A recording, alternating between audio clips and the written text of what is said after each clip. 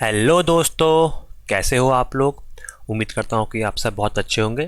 तो दोस्तों, आज से हम अपना नया सब्जेक्ट यानी इलेक्ट्रिकल मशीन शुरू कर रहे हैं, जो हमारा ललन सीरीज का बहुत इंपॉर्टेंट पार्ट है। ठीक है, तो आइए शुरू करते हैं। पहला क्वेश्चन क्या है। पहला क्वेश्चन दिया है, the induced EMF in N turn coil is given by minus N d phi by D t. तो बताना है the minus sign in the expression is due to. तो ये माइनस साइन एक्सप्रेशन में क्यों आता है। तो देखिए क्या दिया हमें, इंड्यूस ईएमएफ ई की वैल्यू दी है, वो है आपकी minus N d phi by D t. ठीक है, ये हमारी यहाँ पर इसकी वैल्यू है d phi by D t. तो ये पूछ रहा है जो यहाँ पर माइनस साइन आ रखा है ये क्यों आया। तो देखिए यहाँ पर जो हमारा पहले लॉ होता है वो आता है आपका फैराडे का ईएमएफ लॉ, जो कहता है आपका ईएमएफ जो होता है वो होता है E is equal to N d phi by D t. ठीक है, ये हमसे बोला फैराडे अंकल ने। ठीक है, तो ये हमारा सबसे इंपॉर्टेंट रूल है इलेक्ट्रिकल के लिए, जो है आपका फैराडे लॉ। ठीक है, फैराडेस लॉ। ठीक है, फैराडे लॉ ने हमसे ऐसा बोला कि जब भी हमारा rate of change of flux linkage, मतलब rate of change of flux linkage मतलब एन फाई को हम बोलते हैं फ्लक्स लिंकेज, या इसको डिनोट करते हैं साई से। ठीक है, जब आपका rate of change of flux linkage with respect to time होगा, डी बाई डी टी करेंगे, तो उसके कारण हमारी एक इंड्यूस ईएमएफ जनरेट होगा। ठीक है, वही आपका इंड्यूस ईएमएफ जो होता है वो आपके फैराडे लॉ ने बताया, और यहाँ पर इसी लॉ को आपको मॉडिफाई करके बताया आपके लेंज ने। तो ये जो आपका नियम है, ये आपका किसका नियम है, ये है आपका लेंज का नियम। ठीक है, जो आपका एनर्जी कंजर्वेशन में बेस्ड होता है लेंज लॉ। तो लेंज ने कहा गया जो इसका माइनस साइन है ये, ठीक है, यहाँ पर जो माइनस साइन है नेगेटिव साइन, ये क्या दिखाता है हमें, नेगेटिव साइन दिखाता है कि इसका जो इफेक्ट है वो अपने कॉज का अपोज करता है। ठीक है, मतलब effect opposes its own cause, opposes O P P ना, अपोजेस इट्स ओन कॉज, मतलब जिससे ये जन्मा है उसका ही कॉज का अपोज करता है। ठीक है, मतलब देखिए यहाँ पर क्या हुआ, यहाँ पर जो आपका चेंज हुआ वो आपका हुआ फ्लक्स में चेंजेस, और ये जो आपका इफेक्ट जनरेट होता है तो ये अपने ही उसका आपका कॉज का अपोज करता है, मतलब ये आपका d phi by D t का अपोज करता है। तो ये हमें बताया आपने का लेंज लॉ ने, और ये माइनस साइन यहाँ पर इस इक्वेशन में लेंज लॉ को ही दिखाता है। तो आंसर क्या हो जाएगा, आंसर हो जाएगा answer number D, Lenz law. बाकी ओम्स लॉ, फैराडे लॉ और एम्पियर्स लॉ इस तो मैंने बता ही दिया, आपको आगे एक्सप्लेन भी कर देता हूँ थोड़ा इनके बारे में। तो देखिए यहाँ पर हम पहले एम्पियर्स लॉ देख लेते हैं, एम्पियर्स लॉ कहाँ काम आता है और एम्पियर्स लॉ होता क्या है। देखिए एम्पियर्स लॉ क्या होता है, एम्पियर्स हमारे साइंटिस्ट थे जिन्होंने बोला आपका line integral of a close surface H dot D L, ठीक है, magnetic field density through the line वो होती है आपकी म्यू नॉट, आपकी रिलेटिव आपकी एब्सोल्यूट परमिबिलिटी इनटू करंट। ठीक है, ये इन्होंने अपना फॉर्मूला दिया आपका H dot D L is equal to mu naught into I, ये है आपका एम्पियर्स लॉ। ठीक है, इसमें ये कहते क्या है आपकी line integral of the magnetic field. ठीक है, जो आपका लाइन इंटीग्रल है ये आपका एक क्लोज में मैग्नेटिक फील्ड को हम दिखाते हैं एच से। ठीक है, इन अ क्लोज कर्व ये हमारे इक्वल होता है किसके, म्यू नॉट इंटू आई के। ठीक है, यहाँ पर एच क्या है आपकी, ये है आपकी मैग्नेटिक फील्ड स्ट्रेंथ, और बाकी आपका डी एल वो आपकी लेंथ है वो। ठीक है, डिफरेंशियल लेंथ, ये बराबर होता है म्यू नॉट इंटू आई के। तो ये हमारा एम्पियर्स लॉ ने बोला। ठीक है, इसके बाद आपको सेकंड जो दिया था हमें ओम्स लॉ दिया था। ओम्स लॉ तो आप सबको पता है, फिर भी मैं बता देता हूँ ओम्स लॉ क्या होता है। ओम्स लॉ हमारा वैलिड कहाँ पर होता है, ओम्स लॉ वैलिड होता है जब हमारे यहाँ पर फिजिकल कंडीशन कांस्टेंट हो, मतलब यहाँ पर फिजिकल कंडीशन कांस्टेंट हो और साथ में आपका टेम्परेचर भी कांस्टेंट हो, तब यहाँ पर क्या होता है, voltage directly proportional to current. ठीक है, I directly proportional to V, मतलब ये कहता क्या है, जब हमारा current passing through the conductor, ठीक है, is directly proportional to the voltage difference across the conductor. ठीक है, जैसे कंडक्टर है इसमें जो करंट पास हो रही है ये आपका इन दोनों पॉइंटों के बीच के वोल्टेज डिफरेंस के कारण ही फ्लो होती है। ठीक है, वही हमें पता है क्योंकि करंट आपकी हाई वोल्टेज से, ये V1 हाई है और V2 लोअर है, तो यहाँ से यहाँ फ्लो हो रही है। ठीक है, तो यहाँ पर ओम्स ने कहा कि आपका जब आपकी फिजिकल कंडीशन कांस्टेंट है उस टाइम पर अगर आपका टेम्परेचर भी कांस्टेंट है तो आपका जो करंट है वो डायरेक्टली प्रोपोर्शनल होता है V के। ठीक है, इसको आप क्या लिखते हैं आगे, V is equal to I R. ठीक है, जब हम कांस्टेंट यहाँ पर प्रोपोर्शनलिटी हटाते हैं तो कांस्टेंट लगाते हैं हम R, वही होता है आपका रेजिस्टेंस ऑफ अ मटेरियल। ठीक है, बाकी इसमें थर्ड जो दिया था वो था आपका फैराडे लॉ, ये तो मैंने आपको बता दिया था पहले भी, फिर भी दिखाता हूँ एक बार आपको, फैराडेस लॉ। ठीक है, फैराडेस लॉ क्या कहता है, फैराडे लॉ हमसे बोलता है कि when ever a current carrying conductor, मतलब जब हम आपका करंट कैरिंग कंडक्टर को किसी भी आपके मैग्नेटिक फील्ड में प्लेस करते हैं तो उसके कारण इंड्यूस ईएमएफ आपका जनरेट होता है, या फिर जब आपको कंडक्टर को आपका वेयरिंग मैग्नेटिक फील्ड में प्लेस करते हैं तब भी आपका क्या होगा, यहाँ पर ईएमएफ इंड्यूस होगा। मतलब आपका एक चीज़ कांस्टेंट है और एक चीज़ अगर वेयरिंग है तो उसके कारण यहाँ पर आपका इंड्यूस ईएमएफ आपका जनरेट होगा। वो आपका दिया है ई, इंड्यूस ईएमएफ बोलता है E is directly proportional to D psi by D T, मतलब एन फाई वही हुआ आपका, साई लिख दिया मैंने, rate of change of flux linkage with respect to time, ये हमसे बोलते हैं आपका फैराडे अंकल।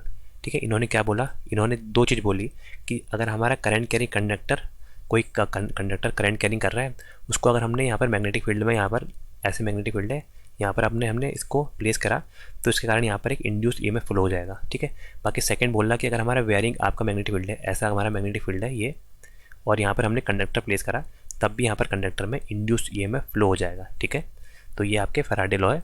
बाकी ओम्स लॉ, और यहीं अगर आपने फैराडे लॉ के आगे नेगेटिव साइन लगाया तो ये लेंज लॉ बताता है, जो आपका कहता है कि आपका ये d phi by D t का अपोज कर रहा है इसका कॉज। ठीक है, तो आंसर हो जाएगा आंसर नंबर ए। अगला क्वेश्चन देखते हैं। अगला क्वेश्चन दिया है the electromechanical energy conversion, a magnetic field is employed as the medium rather than electrical field. क्यों, ऐसा क्यों पूछ रहे हैं, मतलब ये कह रहा है कि इलेक्ट्रोमैकेनिकल कन्वर्जन जब होता है तब हम उसमें मैग्नेटिक फील्ड का एम्प्लॉय, मतलब हम मैग्नेटिक फील्ड को क्यों यूज़ करते हैं as compare to electrical field. तो देखिए ऑप्शन दिए हैं कि the stored energy density for practicable field is low in electrical field. Second दिया है the electrical field present insulator problem. Third दिया है the specific magnetic loss is more than the specific dielectric loss, और D दिया है none of the above. तो देखिए इसके बारे में आपको एक्सप्लेन करता हूँ। यहाँ पर देखिए पहले हमें दिया है इलेक्ट्रोमैकेनिकल एनर्जी कन्वर्जन। ठीक है, इसको बताता हूँ मैं आपको, इलेक्ट्रोमैकेनिकल एनर्जी कन्वर्जन। ठीक है, ये क्या होता है, ये हमारे वो डिवाइस है जो आपका इलेक्ट्रिकल एनर्जी से आपका मैकेनिकल एनर्जी में कन्वर्ट कर सकते हैं, या फिर आपके मैकेनिकल एनर्जी से आपको इलेक्ट्रिकल एनर्जी में कन्वर्ट कर सकते हैं। ठीक है, तो आपके जो भी हमारी इलेक्ट्रिकल मशीन है वो इसी प्रिंसिपल में काम करते हैं, इलेक्ट्रोमैकेनिकल कन्वर्जन। ठीक है, electrical machine is a electromechanical device which can work in electromechanical principle in which the electrical energy converted into mechanical energy or vice versa, means mechanical energy converted into electrical energy. ठीक है, जो भी device आपके इस नियम को follow करते हैं हम उसको बोलते हैं आपका इलेक्ट्रो मैकेनिकल डिवाइस। तो देखिए यहाँ पर हम लोग मीडियम, आप दोनों में से कुछ भी यूज़ कर सकते हैं। इसमें हम लोग मीडियम आपका, यहाँ पर हम इलेक्ट्रिकल भी यूज़ कर सकते हैं और यहाँ पर मैग्नेटिक मीडियम भी यूज़ कर सकते हैं। मैग्नेटिक और इलेक्ट्रिकल हम लोग दोनों मीडियम यहाँ पर यूज़ कर सकते हैं। तो देखिए यहाँ पर हम कहने की, लेकिन हम यहाँ पर इलेक्ट्रिकल की जगह मैग्नेटिक को क्यों प्रेफर करते हैं, आपने देखा भी होगा जब हम ट्रांसफार्मर बनाते हैं तो बीच में हमारी कोर होती है। ठीक है, यहाँ पर आपकी प्राइमरी साइड और ये बीच में सेकेंडरी साइड, तो ये कोर जो होती है ये आपका मैग्नेटिक, आपका फ्लक्स को यहाँ पर से इस्टेब्लिश कराती है। तो यही पूछता है, चाहे आप किसी भी मशीन में देखिए वहाँ पर आपका हमेशा बीच में आपका मैग्नेटिक आपका फील्ड ही दिखेगा। ऐसा क्यों, देखिए ऐसा इसलिए होता है क्योंकि आपका मैग्नेटिक फील्ड की जो कपलिंग आपकी स्ट्रेंथ है वो इसका हाई होती है। ठीक है, आपको यहीं पर बताता हूँ, चलो अगले पेज में दिखाता हूँ। ठीक है, यहाँ पर क्या क्या होता है, जो हमारा मैग्नेटिक फील्ड है, जो आपका मैग्नेटिक फील्ड हमने जनरेट कर रखा है, मैग्नेटिक फील्ड का हमारा फ़ायदा होता है कि इसमें आपका जो कपलिंग मीडियम है, ये आपका कपलिंग मीडियम के कारण इसमें आपकी जो पावर होती है वो इसमें ज़्यादा होती है। ठीक है, आपके क्योंकि मैग्नेटिक फील्ड में कपल होती हैं आपस में दोनों कॉइल, इसके कारण यहाँ पर क्या होता है, ये आपका स्ट्रॉन्ग कैपेबिलिटी होती है, इनकी स्ट्रॉन्ग कैपेबिलिटी होती है। किसके कंपैरिजन में, स्ट्रॉन्ग कैपेसिटी होती है आपके मैग्नेटिक फील्ड की एज कम्पेयर टू आपका इलेक्ट्रिकल फील्ड। इसकी मैग्नेटिक फील्ड की स्ट्रॉन्ग कैपेसिटी होती है ज़्यादा किसकी तुलना में, इलेक्ट्रिकल फील्ड की तुलना में। इसलिए हम लोग ज़्यादा प्रेफर करते हैं आपका मैग्नेटिक फील्ड को आपका एज़ कम्पेयर टू आपका इलेक्ट्रिकल फील्ड। लेकिन हम यूज़ हम दोनों कर सकते हैं, मैग्नेटिक इसलिए करते हैं ताकि हम लोग यहाँ पर आपका स्ट्रॉन्ग कैपेबिलिटी इसकी यूज़ कर सकें। ठीक है, तो आंसर देख लेते हैं। आंसर क्या हो जाएगा, देखिए पहला ही हो जाएगा, आंसर नंबर ए दिया है, stored energy density is practicably field strength is low in electrical field. देखिए इलेक्ट्रिकल फील्ड में यहाँ पर इसकी स्ट्रेंथ लो होती है, जबकि आपका मैग्नेटिक फील्ड में इसकी स्ट्रेंथ बहुत हाई होती है, इसलिए हम मैग्नेटिक फील्ड का यूज़ करते हैं इन दोनों के बीच में। ठीक है, अगला क्वेश्चन देखते हैं। अगला क्वेश्चन दिया है अ सर्कुलर लूप कंडक्टर, एक सर्कुलर का लूप कंडक्टर है, हैविंग अ रेडियस 0.1 मीटर। ठीक है, resistance of 5 ohm and lie is Z plane. ठीक है, एक्स वाई जेड जो हमारे प्लेन है उसमें Z is equal to zero plane में लाई कर रहा है। ठीक है, Z is equal to zero मतलब एक्स वाई प्लेन में लाई कर रहा है, with the centre at the origin. Centre इसका ओरिजिन पे है, एक मिनट,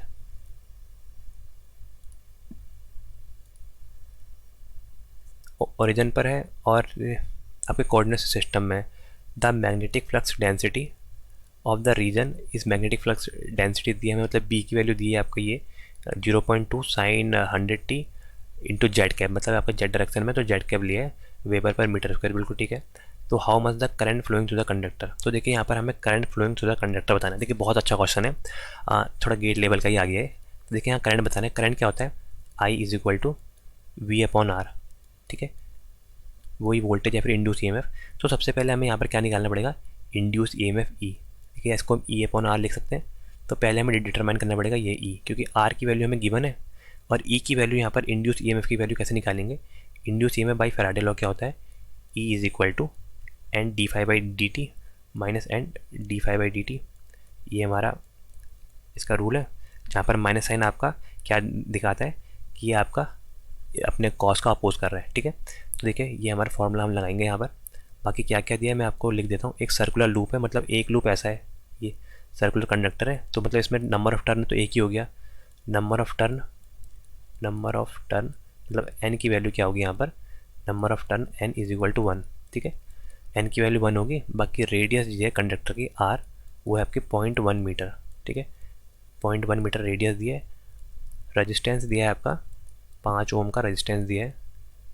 बाकी ये फ्लक्स डेंसिटी बी दी है, फ्लक्स डेंसिटी बी कितनी दी है आपकी 0.2 साइन 1000 टी। ठीक है, 1000 टी, तो ये हमारी फ्लक्स डेंसिटी दी है। तो देखिए यहाँ पर क्या होता है, d phi by D t, हमें पहले फ्लक्स निकालना है। तो देखिए आपको एक फॉर्मूला पता होगा, आपका मैग्नेटिक फ्लक्स डेंसिटी बी क्या होता है, magnetic flux density B is equal to flux into flux upon area. ठीक है, फ्लक्स पर यूनिट एरिया को हम बोलते हैं आपका मैग्नेटिक फ्लक्स डेंसिटी। तो यहाँ से देखिए फ्लक्स कैसे निकालेंगे, यहाँ से फ्लक्स निकालेंगे हम, फ्लक्स इज इक्वल टू ये बी में ए मल्टीप्लाई हो जाएगा, मतलब फ्लक्स डेंसिटी में एरिया मल्टीप्लाई हो जाएगा बी इंटू ए। ठीक है, ये हमारा आता है आपका फ्लक्स डेंसिटी। तो यहाँ से पहले हम आपका फ्लक्स निकालते हैं फाई। तो देखिए फाई की वैल्यू क्या आ जाएगी, ये बी की वैल्यू है इंटू एरिया। देखिए एरिया क्या हो गया, देखिए एक सर्कुलर कंडक्टर है, सर्कुलर कंडक्टर है आपका, तो सर्कुलर का आपका एरिया क्या होता है। एरिया के लिए देखिए अगर आप यहाँ पर सर्कल का एरिया देखेंगे वो आता है आपका पाई आर स्क्वायर। ठीक है, एरिया आता है आपका पाई आर स्क्वायर। तो यहाँ आर की वैल्यू हमें गिवन है 0.1 का स्क्वायर करेंगे और पाई से मल्टीप्लाई करेंगे। नेक्स्ट पेज में आपको करके दिखाता हूँ। तो देखिए हमने यहाँ से फ्लक्स निकालना था, flux phi is equal to B into A. ठीक है, बी की वैल्यू क्या है, बी की वैल्यू है हमारी 0.2 साइन 1000 टी, 0.2 साइन 1000 टी। ठीक है, 1000 टी, और इसमें हम लोग मल्टीप्लाई करेंगे किसका, एरिया का। एरिया क्या है, पाई आर स्क्वायर, मतलब पाई की वैल्यू तो पाई या 3.14 लिख दीजिए इंटू आर, आर है रेडियस 0.1 का स्क्वायर। ठीक है, तो ये हमारा आ जाएगा 0.1 का स्क्वायर क्या हो जाएगा आपका 0.01, 0.01 हमारा इसका स्क्वायर हो जाएगा इसका। ठीक है, बाकी यहाँ पर से हम 0.2 से मल्टीप्लाई करेंगे तो क्या आ जाएगा 0.002, ये आएगा साइन 1000 टी इंटू पाई। ठीक है, यहाँ पर से ये आ जाएगा। बाकी इसको हम लिख सकते हैं 2 इंटू 10⁻³ कर देंगे, इंटू पाई अगर पहले डाल दिया कोई दिक्कत नहीं है, साइन 1000 टी। ठीक है, हम इसको ऐसा वैल्यू लिख सकते हैं 1000 टी। तो यहाँ से देखिए फ्लक्स की वैल्यू आ गई फाई। अब ईएमएफ की वैल्यू निकाल सकते हैं हम। ईएमएफ की वैल्यू क्या होती है, E is equal to minus N d phi by D t. ठीक है, इसका डिफ्रेंशिएट करना पड़ेगा हमें। और एन की वैल्यू क्या है, नंबर ऑफ टर्न एक था क्योंकि सर्कुलर कॉइल है, ये देखिए सर्कुलर कॉइल है, नंबर ऑफ टर्न यहाँ पर एक है। ठीक ठीक है। बस यहाँ पर से वैल्यू पुट कर देते हैं, तो ये आएगा -1 इंटू ये आपका डी बाई डी टी करता हूँ, डी बाई डी टी। अब आपको डिफ्रेंसिएशन आना चाहिए, इसका डिफ्रेंसिएशन करना है 2 इंटू 10⁻³ पाई साइन 1000t। देखिए तो क्या है यहाँ पर वेरिएबल, आपका किसके रिस्पेक्ट में करना है, हमें टी के रिस्पेक्ट में करना है। तो देखिए टी के हिसाब से यही है, बाकी आपके ये सब कांस्टेंट है। तो क्या आ जाएगा, ये आ जाएगा आपका -1 इंटू, देखिए जो कांस्टेंट है इसको हम सीधे बाहर लिख सकते हैं, -1 इंटू ये आएगा 2 इंटू 10⁻³ ठीक है। बाकी देखिए यहाँ पाई भी यहाँ पर कांस्टेंट है, पाई बाहर आ जाएगा। साइन आपका 100t का 1000t का डिफरेंस क्या होगा, साइन का होता है कॉस, तो ये आ जाएगा कॉस 1000t, ये साइन का हो गया। और बाकी टी का क्या होगा, आपका 1000t का हो जाएगा इंटू 1000, ठीक है। तो 1000 मतलब 10⁻3, तो यहाँ से ये कट जाएगा 10⁻3, तो ये कितना आ जाएगा, ये आ जाएगा आपका -2 pi cos 1000t, -2 pi cos 1000t, ठीक है। तो ये हमारी इंड्यूस ईएमएफ ई की वैल्यू आ गई। बस देखिए इंड्यूस ईएमएफ ई की वैल्यू आ गई। अब हमें करंट की वैल्यू निकालनी है। करंट कैसे निकालेंगे, करंट होगा आपका आई, जो होता है आपका V/R या E/R, induce EMF upon resistance R। तो देखिए इंड्यूस ईएमएफ की वैल्यू क्या आई, 2 pi cos 1000t, -2 pi cos 1000t -2 pi cos 1000t। तो देखिए ये हमारी किसकी वैल्यू है, ये हमारी है आपकी ई की वैल्यू। अब देखिए आर की वैल्यू थी आपकी 5 ओम, ये देखिए रेजिस्टेंस है आपका 5 ओम का रेजिस्टेंस है, ये मैंने लिखा भी यहाँ पर रेजिस्टेंस 5 ओम। तो देखिए यहाँ पर 2/5 मतलब ये क्या आ जाएगा आपका 2/5, ऊपर करेंगे 20/5 मतलब आएगा 0.4, ये आ जाएगा 0.4 माइनस आगे से यही -0.4, बाकी तो सब कांस्टेंट है, ये ऐसे लिखेंगे -0.4 बाई कॉस 1000t, ठीक है। तो ये हमारी आई की वैल्यू आ गई। बाकी इसको आपको पाई से मल्टीप्लाई करके मतलब 3.14 से मल्टीप्लाई करके भी आप आंसर निकाल सकते हैं। तो क्या रहा, -4 पाई कॉस 1000t, -0.4 पाई 1000t माइनस, देखिए आंसर नंबर सी इसका बिल्कुल ठीक है, -4 पाई कॉस 1000t। देखिए यहाँ पर पहला ऑप्शन भी दिया है 0.4 कॉस 1000t, देखिए ये नहीं होगा क्योंकि देखिए इंड्यूस ईएमएफ में जो माइनस साइन है ये आपका इंपॉर्टेंट है बाई लेंज लॉ, ठीक है, इसलिए इसका आंसर आ रखा है आंसर नंबर सी। अगला देखते हैं, अगला दिया है a time varying flux causes and induced EMF electromagnetic force, the law does this statement represent. तो ऐसा किसने बोला है, बोल देखिए मैंने अभी बताया था आपको, जहाँ पर आपका टाइम वेरिंग फ्लक्स आपका कॉज कर रहा है इंड्यूस ईएमएफ, तो ये है हमारा फैराडे लॉ, ठीक है। फैराडे लॉ ने क्या बोला है, फैराडे लॉ ने हमसे बोला है कि अगर हमारा यहाँ पर कोई कंडक्टर आपका टाइम वेरिंग मैग्नेटिक फील्ड में है तो उसमें आपका एक इंड्यूस ईएमएफ जनरेट हो जाएगा, जो उन्होंने बोला आपका E is directly proportional to होता है आपका d∅/dt, ठीक है, ये इन्होंने बोला। बाकी यहाँ पर जो आपका फ्लक्स लिंकेज करता है वो नंबर ऑफ टर्न के हिसाब से, जैसे नंबर ऑफ टर्न ये है, इसमें आपका फ्लक्स लिंकेज करेगा तो n/5 को हम बोलते हैं आपका साई। तो ये उन्होंने बोला आपकी फ्लक्स लिंकेज जो बोला वो आपका प्रोपोर्शनल है आपके इंड्यूस ईएमएफ के, तो E is directly proportional to, यहाँ पर लिखते हैं n d∅/dt। तो ये हमारा बोला है आपका फैराडे लॉ ने। बाकी इसमें जो नेगेटिव साइन है वो आपका लेंज लॉ ने बता रखा है, तो आंसर क्या आ जाएगा, आंसर होगा आपका फैराडे लॉ। बाकी एम्पियर्स लॉ मैंने आपको बताया था अभी पहले क्या होता है कि ये आपका H.dl जो आपका मैग्नेटिक फील्ड आपकी स्ट्रेंथ है आपकी किसी भी आपके क्लोज पाथ में किसी क्लोज कंटूर में थ्रू अ लाइन, वो आपके इक्वल होती है आपके μ0 × I, जो μ0 है आपकी एब्सोल्यूट परमिबिलिटी और I है आपके करंट, ठीक है। ये आपका एम्पियर लॉ था। बाकी लेंज लॉ वही माइनस साइन, बाकी यहाँ पर field form of Ohm's law वही आपका V = IR, ठीक है, ये ओम्स लॉ है। तो आंसर आ जाएगा इसका आंसर नंबर बी।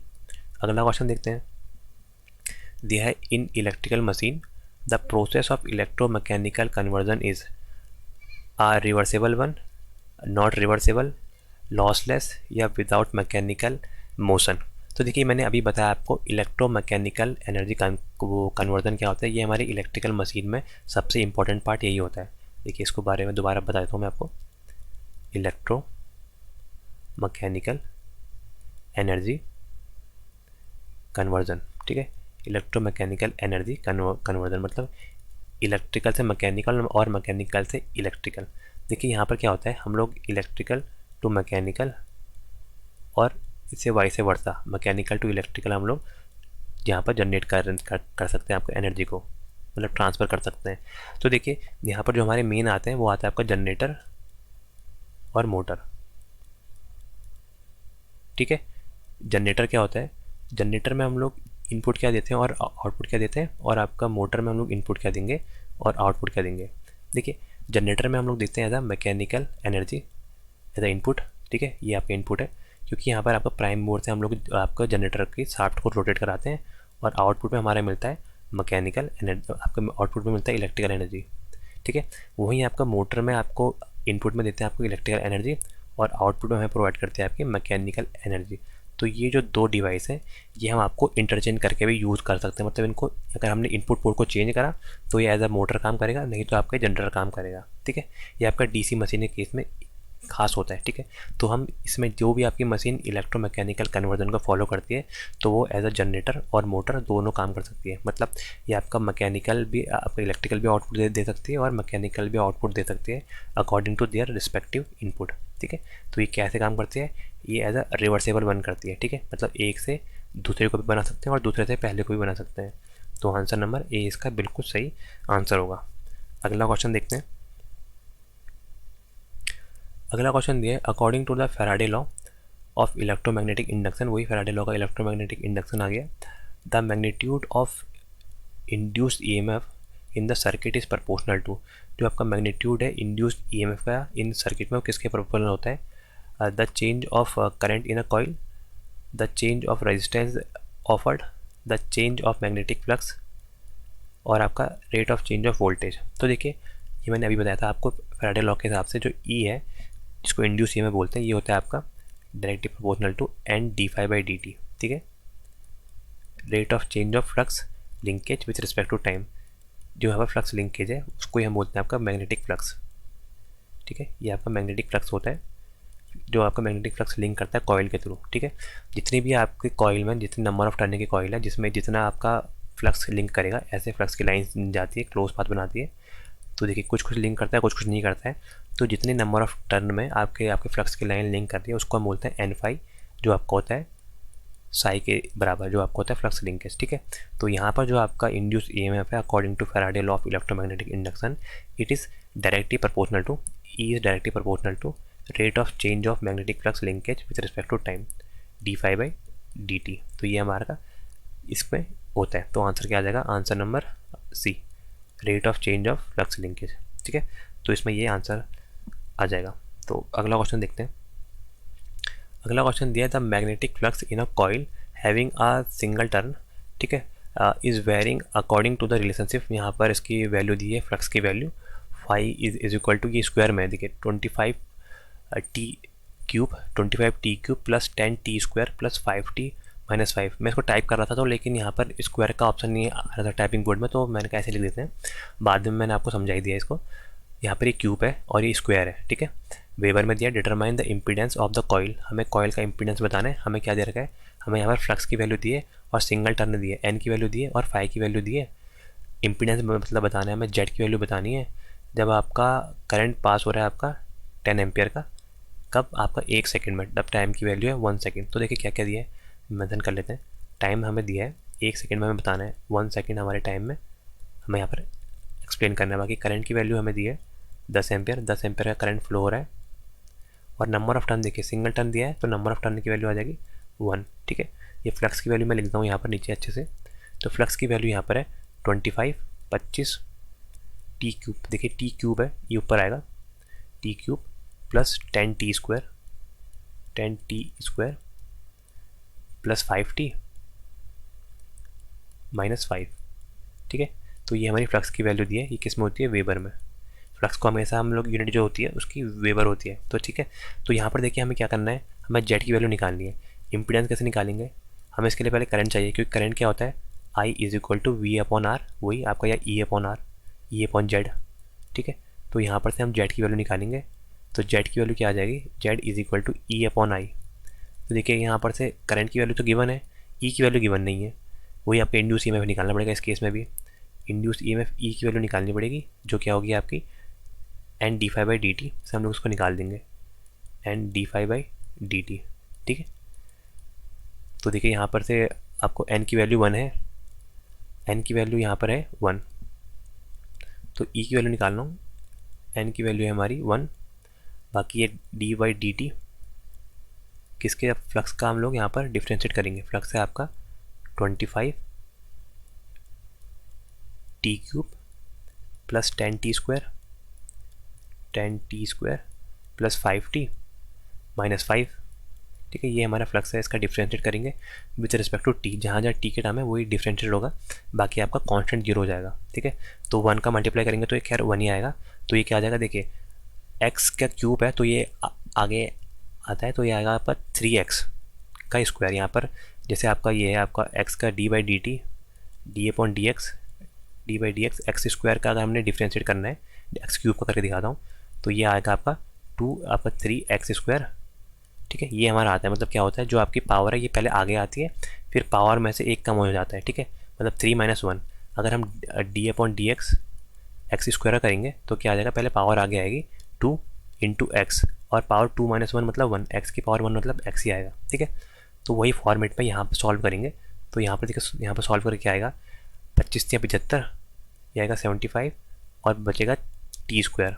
ठीक है, ये 2 - 1 3, आगे प्लस आ जाएगा, ये आगे पावर आगे आ जाएगी, 2 इंटू 10 आ जाएगा 20, और टी इंटू 1 आ जाएगा टी। ठीक है, और ये आपका टी के उसमें हो जाएगा आपका 5, तो ये कितना आ जाएगा, ये आ जाएगा 5। तो ये हमारी इंड्यूस ईएमएफ की वैल्यू आ गई इतना वोल्ट। ठीक है, E is equal to 75 t square plus 20 t plus 5, ये हमारी आ गई। तो देखिए हमें t is equal to 1 second में बतानी है, तो यहाँ पर से टी की वैल्यू 1 पुट कर देते हैं, अगली साइड में कर रहा हूँ। तो देखिए क्या है, हमारी ई की वैल्यू जो आई है इंड्यूस ईएमएफ, उसकी वैल्यू आई है आपकी 75 टी स्क्वायर, ठीक है, प्लस 20 टी प्लस 5, तो ये हमारी इसकी वैल्यू है। अब इसकी वैल्यू हम देखेंगे at t is equal to 1 second, ये मतलब हमारे t is equal to 1 second है, तो क्या आएगा 1 से मल्टीप्लाई हो जाएगा, तो 75 इंटू 1 का स्क्वायर 1 ही होता है, ये आएगा 20 इंटू 1, ये 20 ही होगा, प्लस ये होगा 5, तो ये कितना आ जाएगा, 20 और 5 25, 25 और 75, ये हो जाएगा 100। तो हमारी इंड्यूस ईएमएफ की आ गई वैल्यू 100 वोल्ट, कहाँ पर, जब आपका टाइम की वैल्यू है 1 सेकेंड, हमें यहीं पर बताना था। तो देखिए ई की वैल्यू आ गई, अब यहाँ से जेड की वैल्यू निकाल देंगे, जेड क्या होता है आपका ई बाई आई, इंड्यूस ईएमएफ की वैल्यू आ गई आपकी 100, बाकी आई की वैल्यू कितनी थी, आई की वैल्यू आपकी देखिए 10 एम्पियर, तो 100 अपॉन 10 मतलब ये क्या आएगा 10 ओम। ठीक है, इम्पीडेंस की वैल्यू क्या आती है ओम में, तो 10 ओम आंसर, आंसर नंबर बी 10 ओम। ठीक है, तो अगला क्वेश्चन देखते हैं, दिया है आपका which of the following is associated with Lenz law. Lenz law किससे एसोसिएट करता है, conservation of charge, conservation of momentum, conservation of energy, या कंजर्वेशन ऑफ मास और कंजर्वेशन ऑफ एनर्जी। तो देखिए मैंने अभी बताया कि जो हमारा ये जो आपका लेंज का नियम होता है, ये आपका करता है आपका कंजर्वेशन ऑफ एनर्जी पर, क्योंकि देखिए यहाँ पर जो ई होता है, E is equal to minus N d phi by D t. ठीक है, मतलब ये कहता है कि एनर्जी नाइदर भी जनरेटेड और नॉर भी डिस्ट्रॉय। ठीक है, हम एनर्जी को ना तो जनरेट कर सकते हैं ना डिस्ट्रॉयड कर सकते हैं, only we can convert energy in one form to another form, हम सिर्फ एनर्जी का एक फॉर्म से दूसरे फॉर्म में कन्वर्जन करते हैं। वहीं यहाँ पर ये कहता है आपका लेंज लॉ, जो आपको माइनस साइन दिखाता है, ये आपका कहता है कि जो आपका इफेक्ट जन्मा है, मतलब जो इफेक्ट आ रहा है किसके चक्कर में, कॉज, जो आपका कॉज है उसके कारण कुछ इफेक्ट आया, और ये इफेक्ट अपने ही कॉज का अपोज कर रहा है, ये ऐसा बोलता है आपका लेंज लॉ। ठीक है, और ये बेस होता है आपका कंजर्वेशन ऑफ एनर्जी पर, एनर्जी कंजर्वेशन के प्रिंसिपल पर काम करता है। आंसर नंबर डी इसका बिल्कुल ठीक हो जाएगा। अगला क्वेश्चन देखते हैं, दिया सेपरेटली एक्साइटेड और self excited are type of which machine. Separately और सेल्फ एक्साइटेड किसके मशीन के टाइप हैं, DC machine, synchronous machine, induction machine, या नन ऑफ द अबव। तो इसका आंसर क्या हो जाएगा, आंसर हो जाएगा answer number A DC machine. तो देखिए डीसी मशीन को हम दो टाइप में क्लासीफाई करते हैं, सेपरेटली एक्साइटेड डीसी मशीन और सेल्फ एक्साइटेड डीसी मशीन। तो बता भी देता हूँ आपको, जो हमारी डीसी मशीन होती है ये आपके दो टाइप की होती है। ठीक है, कौन कौन सी मेरे भाई, एक होती है आपकी सेपरेटली एक्साइटेड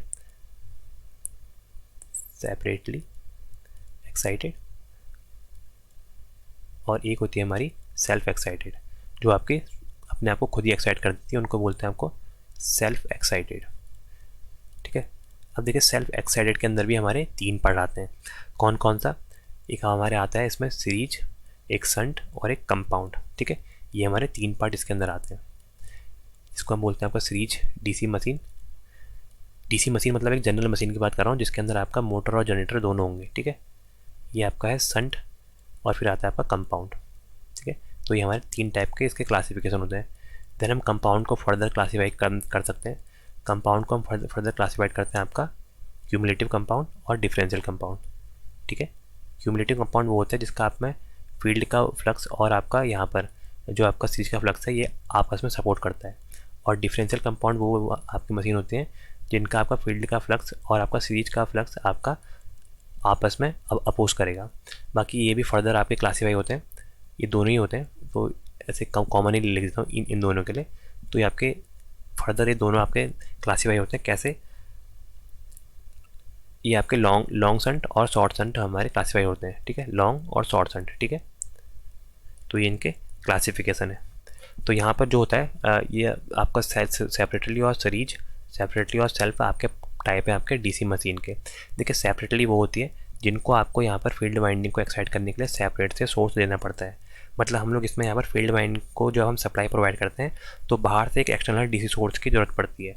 लेकिन वहीं अगर हम यहाँ पर जो आपके सेल्फ एक्साइटेड है, सेल्फ एक्साइटेड में क्या होता है, जो आपकी मैग्नेटिक फील्ड वाइंडिंग होती है वो आपके खुद ही यहाँ पर करंट यहाँ पर प्रोवाइड कर देती है। यहाँ पर मतलब ये अपने आप को यहाँ पर आपका इस्टेब्लिश कर देती है। बस इसमें कुछ रेसिडुअल फ्लक्स हमारा होना अनिवार्य है जिसके कारण यहाँ पर आपका फ्लक्स का जनरेशन हो पाए। ठीक है, अगला क्वेश्चन देखते हैं। दिया है आपका a torque is develop in an electromechanical energy conservation device the value of which depend upon. ठीक है, तो मतलब टॉर्क की वैल्यू किस में डिपेंड करते हैं ये पूछ रहा है। Stator field strength and torque angle, आपका ये है आपका स्टेटर फील्ड और मैग्नेटिक फील्ड स्ट्रेंथ, आपका stator field and rotor field and torque angle, या स्टेटर फील्ड स्ट्रेंथ ओनली। तो देखिए यहाँ पर जो हमारी यहाँ पर आपका टॉर्क जो जनरेट होता है, आपका torque is developed in electromagnetic torque, जो आपका टॉर्क डेवलप्ड होता है वो आपका डायरेक्ट प्रोपोर्शनल होता है टॉर्क ऑफ स्टेटर के। ये आप कैसे भी लिख सकते हैं एफ इंटू फील्ड जो आपका एम एफ बनना है आपका स्टेटर में, और फील्ड है आपका जो एम एफ बनना है रोटर में, और इन दोनों के बीच का टॉर्क एंगल जिसको हम बोलते हैं आपका साइन डेल्टा। ठीक है, तो ये आपका स्टेटर का जो फील्ड है उसमें भी डिपेंड करता है, रोटर का फील्ड स्ट्रेंथ पे भी डिपेंड करता है, और साथ साथ इनके टॉर्क एंगल पे भी डिपेंड करता है। तो आंसर हो जाएगा आंसर नंबर सी। ठीक है, तो यहाँ पर ये आपका डायरेक्टली प्रोपोर्शनल है आपका इन तीनों के। अगला क्वेश्चन देखते हैं। दिया है the induced EMF in the armature conductor of a DC machine. मतलब डीसी मशीन के आर्मेचर कंडक्टर में कैसा ईएमएफ जनरेट होता है? साइनसोइडल, ट्रेपेजोइडल, रेक्टेंगुलर, यूनिडायरेक्शनल या ट्रायंगुलर। तो देखिए हमें क्या बताया, आपकी जो यहाँ पर डीसी मशीन होती है, अगर हम डीसी मशीन का आर्मेचर देखेंगे, मतलब डीसी मशीन कॉमन, अगर हम आपका यहाँ पर मोटर भी लें या फिर जनरेटर भी लें, तो आर्मेचर जो पार्ट होता है, आर्मेचर में हमारा जो करंट जनरेट होता है वो आपका ऑलवेज आपका बाई डायरेक्शनल होता है, मतलब ये आपका एसी इन नेचर का होता है। ठीक है, यहाँ पर हम लोग का एसी यहाँ पर जनरेट होता है करंट, जो करंट की पोलैरिटी होती है वो एसी होती है, मतलब आपका अल्टरनेटिंग करंट प्रोवाइड होता है, जिसके कारण यहाँ पर जो आपके वेवफॉर्म बनते हैं वो बनते हैं साइनसोइडल नेचर के ऐसे। ठीक है, तो आर्मेचर में देखिए यहाँ पर किस टाइप का यहाँ पर ईएमएफ बनेगा, वो ईएमएफ बनेगा आपका साइनसोइडल नेचर का। ठीक है, बाकी देखिए डीसी जनरेटर में क्या होता है, मैंने आपको बताया यहाँ पर आपका करंट इंड्यूस होती है from the rotation of armature with in the field magnet. ठीक है, बाकी डीसी मोटर में आपकी एसी की करंट प्रोड्यूस होगी by the rotation of conductor. ठीक है, ये मैंने इसके बारे में आपको बता दिया था। बाकी यहाँ पर देखिए आर्मेचर में हमेशा यहाँ पर एसी ही जनरेट होगा, एसी ईएमएफ, और बाकी हम इसको कन्वर्ट करते हैं आपका इसको हम कन्वर्ट कर सकते हैं कम्यूटेटर और ब्रश के थ्रू एसी से डीसी में। ठीक है, लेकिन आर्मेचर में ऑलवेज जो हमारा जनरेट होता है ईएमएफ वो आपका एसी इन नेचर का होता है। ठीक है, ईएमएफ का नेचर है आपका एसी, अल्टरनेटिंग करंट के नेचर का होता है। अगला क्वेश्चन देखते हैं। दिया है आपका which of the following type of DC generator is most suitable for booster. Booster के लिए हम किस जनरेटर का यूज़ करते हैं? ठीक है, दिया है आपका series generator, shunt generator, compound generator या सेपरेटली एक्साइटेड जनरेटर। तो देखिए बूस्टर के लिए हम लोग करते हैं आपका सीरीज जनरेटर का यूज़। देखिए बूस्टर जनरेटर क्या होता है, ठीक है। यहाँ पर देखिए इसके बारे में बता भी देता हूँ आपको। हमारा डीसी जनरेटर में जो होता है, डीसी जनरेटर में आपका ये आपका काम आता है आपका field excitation current of DC locomotive के। हम आपका डीसी लोकोमोटिव के अगर हम फील्ड एक्साइटेशन के लिए हम इसका यूज़ करते हैं, फील्ड एक्साइटेशन के लिए हम लोग डीसी सीरीज जनरेटर का हम यूज़ करते हैं। बाकी हम इसका यूज़ जो मेन करते हैं वो करते हैं आपका बूस्टर की, जैसे एज अ बूस्टर हम लोग यूज़ करते हैं। लेकिन नाम से समझ सकते हैं आप बूस्टर है, मतलब ये क्या करेगा, ये आपका कंपनसेट करता है voltage drop through the line. हम जैसे लाइन में लगाते हैं इसको, लाइन जैसे हमारी ट्रांसमिशन लाइन है उसकी हम सीरीज में लगा देते हैं ऐसे, ठीक है। यहाँ पर हमने एक जनरेटर लगा दिया सीरीज में, तो ये क्या करता है, ये आपको इसको बूस्ट करता है। तो ये यहाँ पर जो बूस्ट करेगा मतलब जो इसका वोल्टेज ड्रॉप है, वोल्टेज ड्रॉप को कंपनसेट करता है। It compensate the voltage drop, ठीक है। वोल्टेज ड्रॉप ऑफ फीडर, जो फीडर वगैरह जो लाइन है उसका वोल्टेज ड्रॉप को यहाँ पर कंपनसेट करेगा, ठीक है। ये हमारा करता है आपका सीरीज जनरेटर। जो जनरेटर की आपकी वाइंडिंग सीरीज में कनेक्ट होती है उसको हम बोलते हैं आपका सीरीज जनरेटर, ठीक है। बाकी हम इसको सिंपल घर की लाइटनिंग के लिए भी यूज़ कर सकते हैं, तो वो तो इतना खास कोई उसका एग्जांपल नहीं है। बाकी संट देखिए, संट जनरेटर क्या होता है। संट जनरेटर की जो वाइंडिंग होती है, फील्ड वाइंडिंग, ये संट में कनेक्टेड होती है, मतलब पैरेलल में कनेक्ट होती है, किसके, आर्मेचर के पैरेलल में कनेक्ट होती है। इसका जो मेन जो इसका यूज़ है वो आपका बैटरी चार्जिंग के काम आता है, ठीक है। ये कितनी बार आपके एग्जाम में पूछा गया कि संट जनरेटर का काम क्या है, ये आपका बैटरी चार्जिंग में, ठीक है। बैटरी चार्जिंग में हम लोग संट जनरेटर का यूज़ करते हैं। बाकी आपको ऑल्टरनेटर में जो एक्साइटेशन प्रोवाइड करते हैं वो भी इसके थ्रू ही हम देते हैं, ठीक है। एक्साइटेशन भी हम इसके थ्रू दे सकते हैं। एक्साइटेशन टू द ऑल्टरनेटर लिखता हूँ, एक्साइटेशन टू द ऑल्टरनेटर हम इसी का ही इस्तेमाल करते हैं। बाकी जनरल लाइटिंग में तो सबका यूज़ होता ही है। और बाकी थर्ड आपको कंपाउंड भी बता देते हैं। थर्ड है हमारा कंपाउंड, कंपाउंड जनरेटर। ये कंपाउंड जनरेटर में हमारा यहाँ पर क्यूमुलेटिव कंपाउंड और डिफरेंशियल कंपाउंड आता है, ठीक है। देखिए अगर क्यूमुलेटिव कंपाउंड, यहाँ पर लिखता हूँ आपका क्यूमुलेटिव कंपाउंड, क्यूमुलेटिव ऐसे लिख दिया।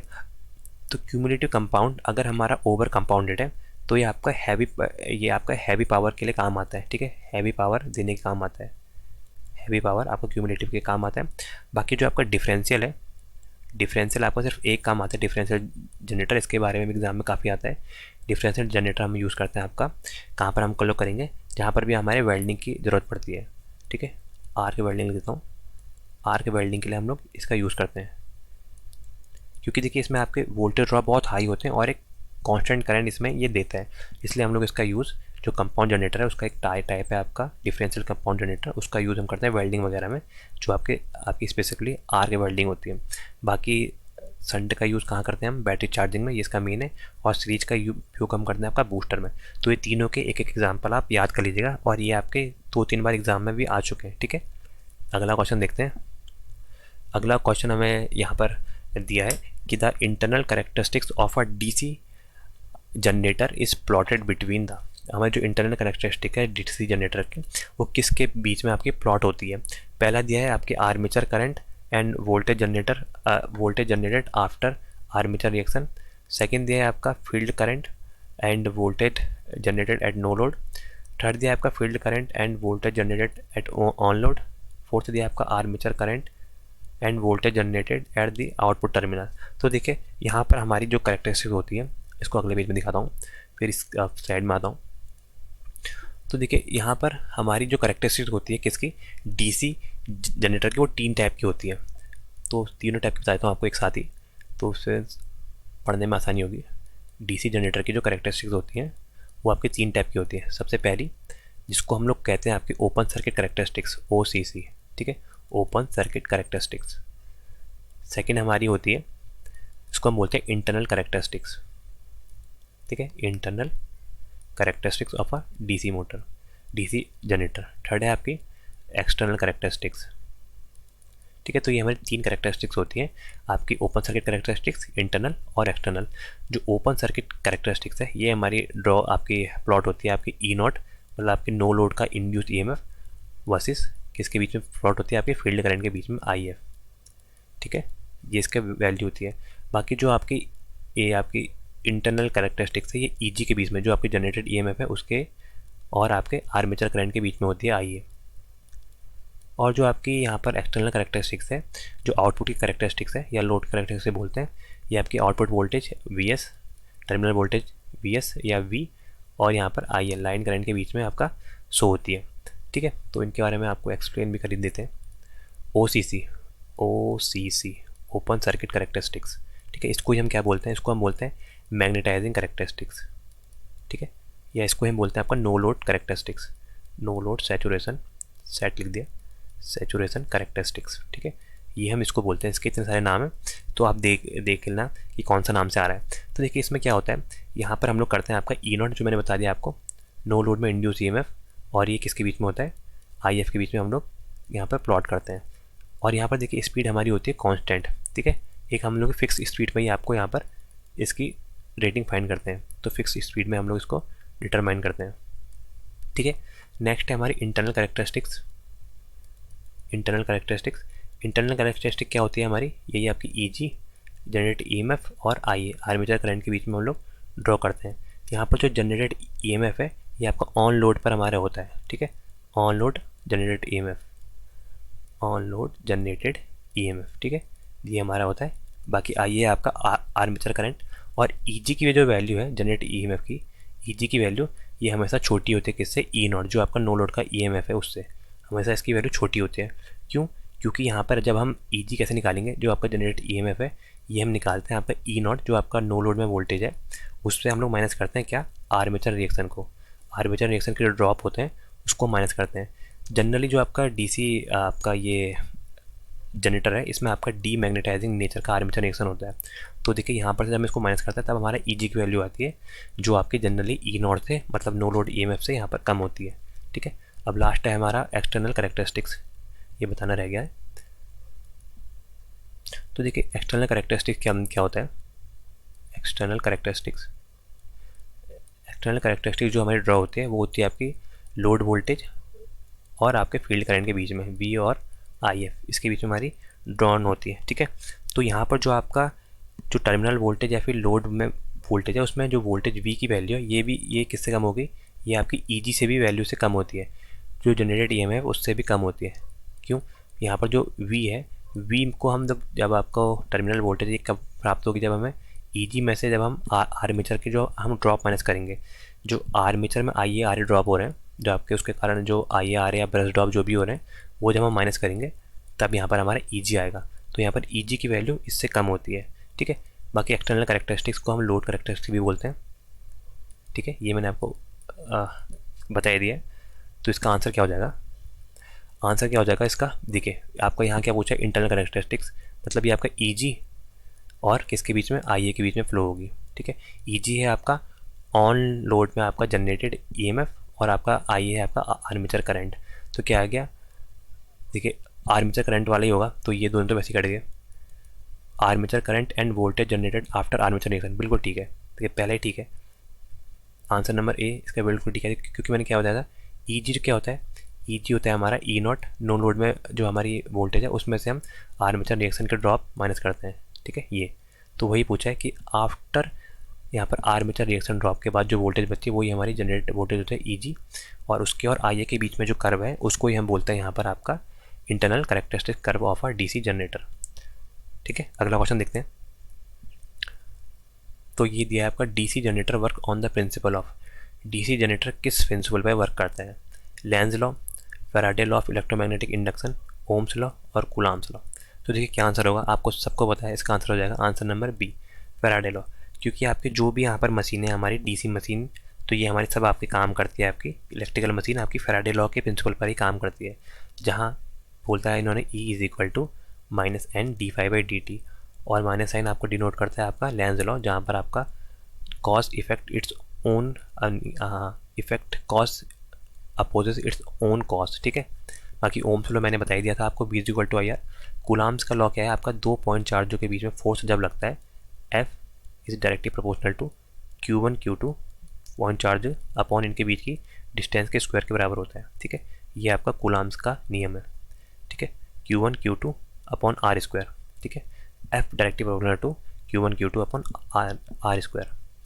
अगला देखते हैं, अगला दिया है आपका the field pole and armature core of DC generator are laminated in order to reduce. देखिए यहाँ पर देखिए लैमिनेशन जहाँ भी आ जाएगा, लैमिनेशन का यूज़ हम करते हैं आपका किसके लिए, एडी करंट लॉसेस को कम करने के लिए। ठीक है, लैमिनेशन का यूज़ करते हैं आपको एडी करंट के कारण जो लॉस होते हैं उसको कम करने के लिए, एडी करंट लॉस को रिड्यूस करने के लिए। तो आंसर तो इसका हो जाएगा answer number B, eddy current losses को कम करने के लिए। बाकी लैमिनेशन क्या होता है, जैसे हम यहाँ पर एक पूरी एक मोटी पट्टी ना लेकर, जैसे ये एक है, ठीक है, यहाँ पर ये पूरा एक सॉलिड ना लेकर, देखिए यहाँ पर मैं इसको दिखा रहा हूँ एक सॉलिड जैसा, ठीक है, ये अगर पूरा सॉलिड ना लेकर, ये देखिए पूरा एक ही पार्ट है, इसको सॉलिड ना लेकर अगर हम इसको पत्ती के रूप में बनाएं, पतली पतली पत्तियों के रूप में, लाइक दिस, देखो मैं आपको दिखाता हूँ कैसे। देखो एक पत्ती ये है, इसके अंदर ऐसे करके मैंने बहुत सारे पत्ते लगा रखे हैं ऐसे, ठीक है, ये ठीक है, एक सिंगल पार्ट ना लेकर इनके बीच में मैंने पत्ते लगा रखे हैं ऐसे, ये ठीक है। तो इनसे क्या क्या होता है, हमारी करंट जो आपका यहाँ पर एक, देखिए यहाँ पर क्या होता है, अगर ये पूरा एक सॉलिड होगा, मतलब पूरा यहाँ से यहाँ तक एक सॉलिड है, तो यहाँ पर एक सर्कुलेटिंग करंट फ्लो हो जाती है। ये सर्कुलेटिंग करंट फ्लो होने के कारण यहाँ पर कंडक्टर में जो आपका मटेरियल है इसमें लॉस कराती है, जो आपके I²R के फॉर्म में होता है, इसको आप हीट लॉस बोलते हैं। वही आपके इनके सर्कुलेटिंग नेचर के कारण अपने अंदर ही, मतलब एसी के अंदर एक रोटेट करती है, तो इसको बोलते हैं एडी करंट लॉसेस। तो इसी लॉसेस को कम करने के लिए हम लोग यहाँ पर एक पूरा, यहाँ पर एक बार कंडक्टर ना लेकर, यहाँ पर एक हम लोग छोटे छोटे स्लाइड में हम लोग आपका यहाँ पर लेते हैं आपका कंडक्टर। तो यहाँ पर क्या होता है, यहाँ पर जो मटेरियल लेते हैं उसकी एक पत्ती लगाएंगे, देन उसके ऊपर एक और पत्ती, देन एक और पत्ती, यहाँ पर पत्ते पत्ते लगाएंगे, ताकि यहाँ पर क्या हो कि आपका एडी करंट यहाँ पर फ्लो कम हो। ठीक है, बाकी जो इनकी थिकनेस होती है हम लोग 0.4 से लेकर 0.5 mm तक का लेते हैं, 0.4 to 0.5 mm तक हम लोग इनकी थिकनेस लेते हैं। बाकी देखिए यहाँ पर स्टेटर वगैरह होता है ऐसा, ठीक है, स्टेटर में देखिए ये जो पार्ट है ये पूरा एक ना बना के पतली पतली पत्तियों के यहाँ पर हम ऐसे करके बनाते हैं और बाद में हम इसको ज्वाइन कर देते हैं। ठीक है, ताकि यहाँ पर एडी करंट लॉस कम हो। ये आपका बने रहता है सिलिकॉन स्टील का। अब ऐसा क्यों, देखिए स्टील तो यहाँ पर हमारे हाई परमेबल मटेरियल है, फ्लक्स को स्टेब्लिश करने का काम आता है, लेकिन हम सिलिकॉन इसलिए लगाते हैं ताकि हमारी यहाँ पर हिस्टैरिसीस लॉस जो होते हैं वहाँ पर वो कम हो जाए। हिस्टैरिसीस लॉस को कम करने के लिए हम लोग सिलिकॉन का यूज़ करते हैं।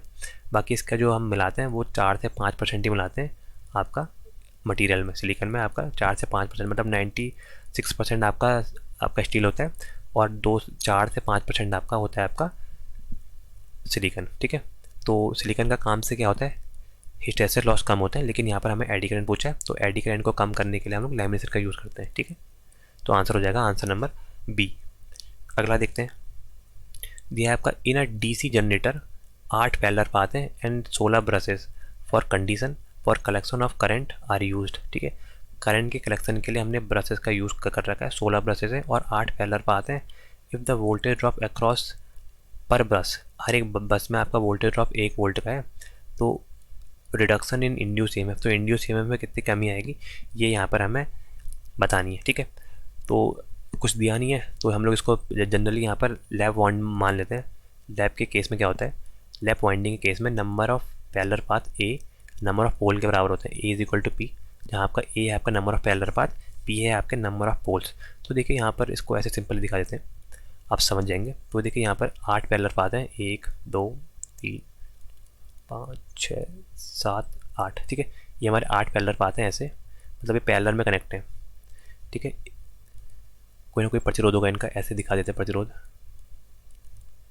ठीक है, बाकी करंट को कलेक्ट कर रहे हैं, तो हर एक पैरेलल पाथ में यहाँ पर क्या कह रहा है कि आपके टोटल हमारे 8 पैरेलल पाथ हैं और ब्रशेस है 16, मतलब एक पैरेलल पाथ में 2 ब्रश लगे होंगे, एक ब्रश यहाँ है एक ब्रश यहाँ है, ऐसे करके हमारे ऐसे सब में लगे होंगे। ये 2, ये आ गया 4 5 6, ये 7, ये 8, पहला वाला 9 10 11 12 13 14 15 और 16। देखिए 16 ब्रश लग गए, हर एक का वोल्टेज ड्रॉप है आपका 1 वोल्ट, इसके अक्रॉस का वोल्टेज ड्रॉप है 1 वोल्ट और इसके अक्रॉस का वोल्टेज ड्रॉप है 1 वोल्ट, और ऐसे ही ये आपका पैरेलल में कनेक्ट है, तो मतलब पैरेलल में क्या होता है, वोल्टेज सेम होता है। ठीक है, तो ऊपर 1 वोल्ट और नीचे 1 वोल्ट, मतलब टोटल यहाँ पर जो आपका वोल्टेज आ जाएगा इसके कारण वो कितना आ जाएगा, 2 वोल्ट।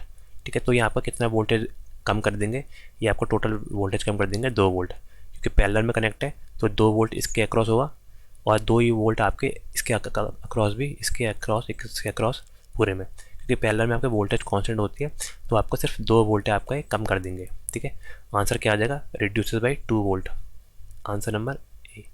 ठीक है, यहाँ पर 16 भी दिया था, देखिए ये नहीं होगा क्योंकि देखिए यहाँ पर जो आपका पैरेलल में 2 है वही आपके आगे, क्योंकि पैरेलल में वोल्टेज बराबर होती है, इसलिए इसकी वोल्टेज 2 वोल्ट है, इसकी भी 2 वोल्ट होगी, इसलिए कांस्टेंट आपका पैरेलल में वोल्टेज सेम रहेगा, इसलिए आंसर आ जाएगा 2 वोल्ट। ठीक है, अगला क्वेश्चन देखते हैं।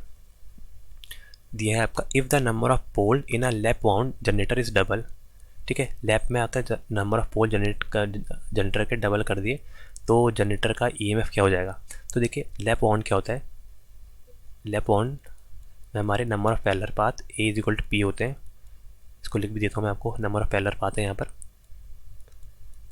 Number of parallel path. ठीक है, नंबर ऑफ पैरेलल पाथ हमारे कितने होंगे आपके, ये इज इक्वल टू होते हैं आपके number of poles in machine, जो हमारी मशीन में पोल है उसके बराबर होते हैं हमारे। ठीक है, यहाँ पर क्या होता है, लैप वाउंडिंग का हम लोग वैसे यूज़ करते हैं आपका, इसका करते हैं आपका high current low voltage application पर, जहाँ आपकी हाई करंट है और लो वोल्टेज एप्लीकेशन में हम उसका यूज़ करते हैं। ठीक है, ये इसके बारे में थोड़ा मैंने बता दिया आपको। इसका हम उस जगह का यूज़ करते हैं जहाँ पर आपके हाई करंट के रिक्वायरमेंट हो और यहाँ पर वोल्टेज कम हो। ठीक है, तो इसमें यहाँ पर होता क्या है, जो आपका ए की वैल्यू पी के बराबर है तो जनरेटेड ईएमएफ का जो फॉर्मूला होता है ई जी, वो क्या होता है, E G is equal to 5ZNP, 5ZNP 60 into A. ठीक है, ये हमारा फॉर्मूला होता है। ठीक है, इस केस में क्या बोला इसने, अब बोला इसने कि अगर हमारे यहाँ पर से ई जी जनरेटेड ईएमएफ की वैल्यू बताओ, जब यहाँ पर से हमारे ये क्या हुआ है आपके लैप वाउंडिंग में पोल डबल हो गए, पी की वैल्यू डबल हो गई मतलब 2p हो गया। ठीक है, 2p हो गया मतलब ए आपके ए की वैल्यू भी 2 टाइम्स हो जाएगी 2a। ठीक है, तो क्या हो जाएगा ये, या आपका आ जाएगा 5ZNP एंड 2p आ जाएगा, यहाँ पर 2 टाइम्स हो जाएगा, और यहाँ पर से ये भी आपका 60 इंटू 2 है, बाकी a इंटू पी बराबर होता है, तो ये कट जाएगा, यहाँ से भी ये कट जाएगा। तो देखिए जनरेटेड ईएमएफ जो पहले केस में था वही इस केस में आ गया, तो ई जी जो है वो आपके इस केस के बराबर भी आ गया, ई जी, इसको डैश करता हूँ, ई जी डैश के बराबर। तो देखिए जनरेटेड ईएमएफ में कोई भी चेंज नहीं हुआ, क्योंकि यहाँ पर आपका पैरेलल पाथ और पोल बराबर होते हैं। अगर हमने यहाँ पर पोल बढ़ाए या पैरेलल पाथ बढ़ाए तो वो ऑटोमेटिकली कट हो जाते हैं। ठीक है, तो आंसर हो जाएगा आंसर नंबर डी, अनचेंज। बाकी देखिए इसका फॉर्मूला आप सिंपल ये वाला याद रखिए, क्योंकि ये कट जाते हैं। तो ई जी जो होता है वो डायरेक्टली प्रोपोर्शनल होता है आपका इज इक्वल टू 5ZN/60, ये हमारा इसका फॉर्मूला होता है। ठीक है, इन केस ऑफ लैप। और वेव वाउंडिंग में के केस में जो आपके ए की value number of parallel path, उसकी वैल्यू होती है ऑलवेज 2। ठीक है, यहाँ पर देखिए 5ZNP 60 इंटू ए, अगर हम यहाँ पर हमने लैप वाउंडिंग में पोल बढ़ा भी दिए, पोल से यहाँ कोई फ़र्क नहीं पड़ेगा, वही आपका जनरेटेड ईएमएफ सेम रहेगा। ठीक है, अगला देखते हैं। दिया है आपका dummy coil and equalising rings are used in. Dummy coil और इक्वलाइजिंग रिंग का यूज़ हम लोग कहाँ पर करते हैं, ये हमसे यहाँ पर पूछ रहा है। तो देखिए डमी कॉइल और इक्वलाइजिंग रिंग का यूज़ यहाँ पर लैप वाउंड, वेव वाउंड और लैप वाउंड, या लैप और वेव, इसमें करते हैं हम लोग, पूछ रहे हैं। तो देखिए यहाँ पर क्या होता है, मैं इनको बता भी देता हूँ आपको।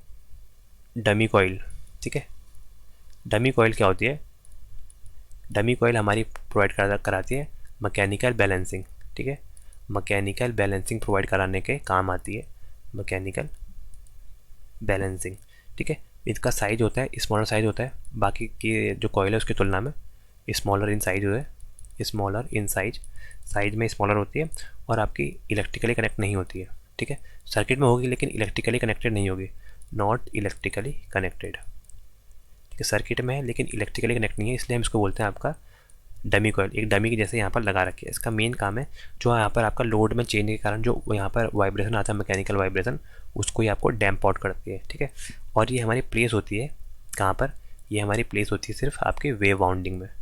वेव वाइंडिंग जो होती है वहाँ पर हम लोग इसका यूज़ करते हैं, वेव वाइंडिंग में हम लोग इसका यूज़ करते हैं। बाकी देखिए अगली चीज़ मैं आपको बताता हूँ, वो यहाँ पे बताता हूँ। लैप वाइंडिंग में हम क्या यूज़ करते हैं, देखिए लैप वाइंडिंग में हम लोग यूज़ करते हैं इक्वलाइजिंग रिंग का, इक्वलाइज़र रिंग। एक ये रिंग होती है, एक छल्ला होता है जो आपका करंट के सर्कुलेटिंग पाथ को यहाँ पर प्रोवाइड करता है। तो देखिए इसके जो होता है, इसमें रेजिस्टेंस की वैल्यू हम बहुत कम लेते हैं, रेजिस्टेंस ऑफ कंडक्टर वायर या रेजिस्टेंस ऑफ वायर लिख दीजिए, कंडक्टर वायर बहुत कम लेते हैं। ठीक है, रेजिस्टेंस इसका कम होता है, और क्योंकि यहाँ पे लैप वाउंडिंग में ए इज इक्वल टू पी होता है, मतलब नंबर ऑफ पैरेलल पाथ ज़्यादा होते हैं, पैरेलल पाथ की वैल्यू इसमें ज़्यादा होती है, पैरेलल पाथ ज़्यादा होते हैं, तो क्या होता है यहाँ पर हमारे जो करंट में आता है, करंट में डिफरेंट आ जाता है, करंट में यहाँ पर डिफरेंस होता है, जिसके कारण हमारे सर्कुलेटिंग करंट फ्लो होती है, उसे सर्कुलेटिंग करंट को ये आपका अपने अंदर ही आर्मेचर वाइंडिंग के अंदर ही फ्लो कराता है, उसलिए हम लोग यहाँ पर इक्वलाइजिंग रिंग का यूज़ करते हैं। और ये कहाँ पर यूज़ होती है, ये आपकी यूज़ होती है आपका लैप वाउंड के केस में। तो क्या आ जाएगा, डमी कॉइल आपके कहाँ यूज़ हो रही है, डमी कॉइल हो रही है आपकी wave winding, dummy coil wave winding, और आपका ये इक्वलाइजिंग रिंग लैप वाइंडिंग। तो आंसर नंबर इसका सी बिल्कुल ठीक है। आइए अगला क्वेश्चन देखते हैं। तो अगला क्वेश्चन दिया है, a lap wound DC generator having 250 armature conductor runs at 1200 RPM, 1200 RPM में घूम रहा है और 250 आर्मेचर कंडक्टर है, जनरेटेड ईएमएफ 200 वोल्ट है। तो operating flux of a DC generator, हमें फ्लक्स बताना है, क्या दिया है, लैप वाउंड। देखिए लैप वाइंडिंग दी है, लैप वाइंडिंग मतलब वही आपका A is equal to P, A is equal to P मतलब यहाँ पर से जो ईएमएफ का फॉर्मूला आएगा वो क्या आ जाएगा, सिंपली आ जाएगा E G generated EMF is equal to 5ZN upon 60, क्योंकि ए और पी यहाँ पर होते हैं, देखिए ए और पी ऐसे होता है, ये बराबर होते हैं तो कट जाते हैं, ठीक है। तो ये हमारा फॉर्मूला बचा, यहाँ से फाई की वैल्यू निकालनी है, ठीक है। तो कैसे सॉल्व करेंगे, फाई की वैल्यू आ जाएगी, phi is equal to phi निकालना है तो ई जी का मल्टीप्लाई हो जाएगा ई जी इंटू 60, ई जी का 60 से मल्टीप्लाई हो जाएगा, और ये आ जाएगा Z upon N, Z into N, ठीक है। यहाँ से वैल्यू पुट करते हैं, यहाँ से ई जी की value generated E M F की वैल्यू हमें कितनी दी है, ये है आपकी 200 वोल्ट, बाकी 60 कांस्टेंट है, जेड है होता है आपका कंडक्टर, वो है आपके 250 कंडक्टर है, और स्पीड है एन, उसकी वैल्यू है आपकी 1200 आरपीएम, ठीक है। हर मिनट में 1200 रेवोल्यूशन लगा रही है ये। तो देखिए वैल्यू पुट करते हैं बस, यहाँ से ई जी की वैल्यू है आपकी 200, 60 का 60 आ गया, जेड की वैल्यू कंडक्टर है 250, और ये है आपके एन की वैल्यू है 1200, ठीक है। तो देखिए ये 2 जीरो से ये 2 जीरो कट गए, बाकी ये 1 जीरो से ये 1 जीरो कट गया, ये यहाँ से कट जाएगा आपका 6 दूनी 12 2, और ये 2 से ये कट जाएगा, तो ये क्या आ गया 1/25, 1/25 मतलब ये है आपका 0.04, क्योंकि 25 चौका 100 होता है तो आ जाएगा आपका 0.04 वेबर। तो फ्लक्स की यूनिट भी होती है वेबर। तो आंसर क्या आ गया, आंसर नंबर बी 0.04 वेबर, ठीक है। अगला क्वेश्चन देखते हैं, दिया है आपका in DC generator current to external circuit from the armature is given by, DC generator में जो आपका करंट है एक्सटर्नल सर्किट में वो आर्मेचर से कैसे देते हैं।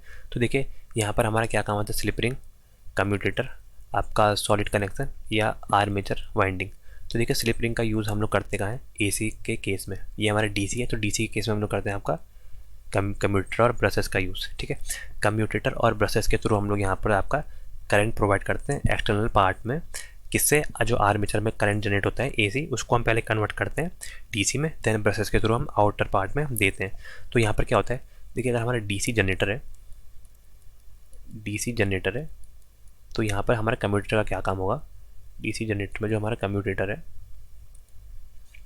कम्यूटेटर आपका जो एसी आपका जनरेट हुआ है आपका वाइंडिंग पर, उसको आपका आउटर पार्ट में करेगा डीसी में कन्वर्ट, ठीक है।